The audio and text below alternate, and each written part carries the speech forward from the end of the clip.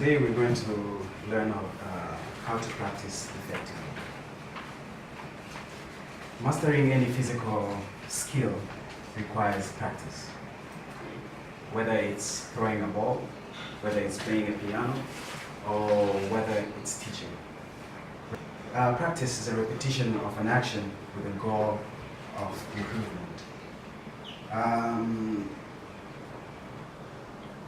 Repetition helps a person do something with most ease, speed, and confidence.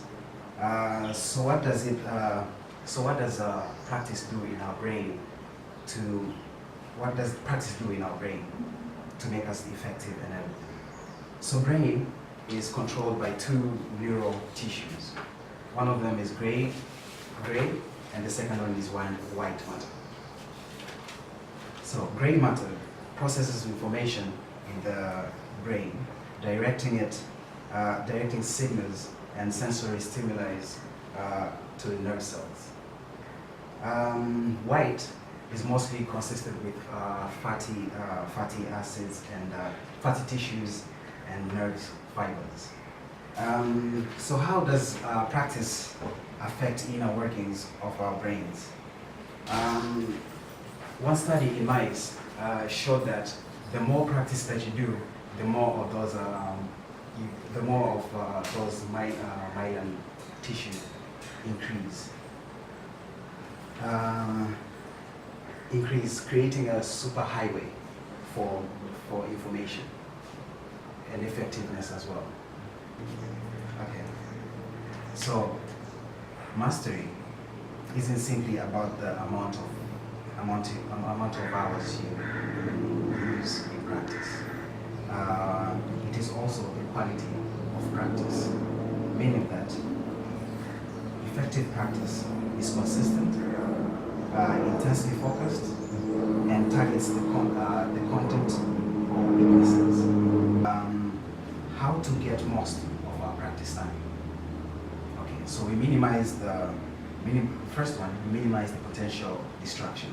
That could be our phones, Facebook, TV, or if you're not using your laptop to practice as well, then that means your laptop also needs to go off, just to get a total focus.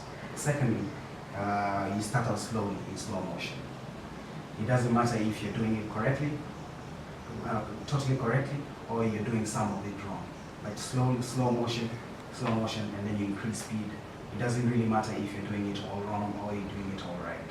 But as long as you have some amount of right in it, after some time you get hold of the right, and then it becomes a habit. So that means if you have 50 or 60 hours of doing something, that means the rest of the thing are just extras. If you're going to drink tea, it's just a break that you're going to take.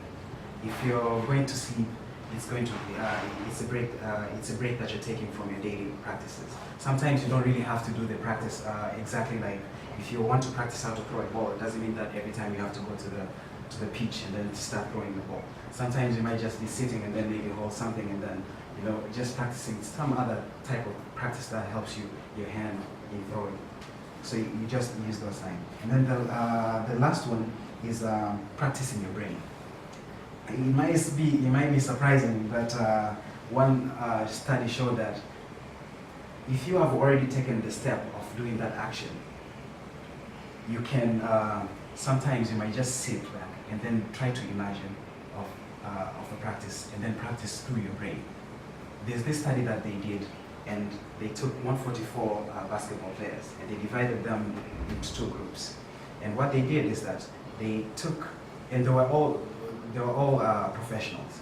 So they took this group A and they told them to practice their free throws. And then the other one physically to practice their free throw. And the other group to practice their free throw mentally. So after 2 weeks of that experiment, they noticed that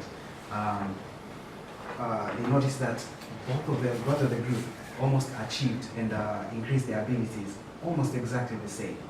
So that means it might seem a little bit not real, but once you do that action and you start imagining it next time, it's easy. You can actually you can actually practice. So it doesn't mean that if you don't have time to go to the pitch or you don't have time to go somewhere, that you can practice it through your brain. So that being said, the last statement is I would like to say is that effective practice is the best way we have to pushing our individual limits, achieving new heights, and maximizing our potential. Thank you.